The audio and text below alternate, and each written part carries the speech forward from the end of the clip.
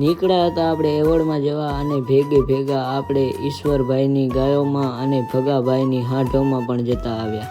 A few moments later.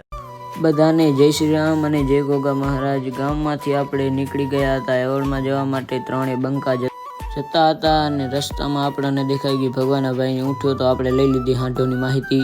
Bhagabhai કેટલી ખાંટું હોય? 40 જેવી. કેટલી દવા દે? 6-7 દવા દેવો એમ. તમે હાંઢું માળો હે હવે? અરે લાખા ભાઈ 1000 એક બીજો હે તમારે ફરવાનું. ભગાભાઈની હાંઢોમાંથી પછી આપણે આવી ગયા ઈશ્વરભાઈની ગાયોમાં. આ બધી ઈશ્વરભાઈની ગાયો છે ઘરની પોતાની. ત્યાંથી આપણે હવે જવાનું છે વાંઢિયા તરફ.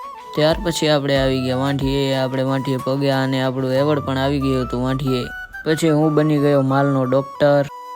ઘેટલાની તબિયત બરોબર રહેતી નથી, દૂધ પીતું નહોતું. પછી આપણે જાલીને પાઈ દીધી દવા. लेकिन एक सेकंड खुलेगा फ्री फायर. ચાયની ચુસ્કી મારીને આપણે નીકળી ગયા ઘર તરફ. તો આજનો વ્લોગ આપણે અહીંયા જ એન્ડ કરીએ. જય શ્રી રામ, જય ગોગા મહારાજ.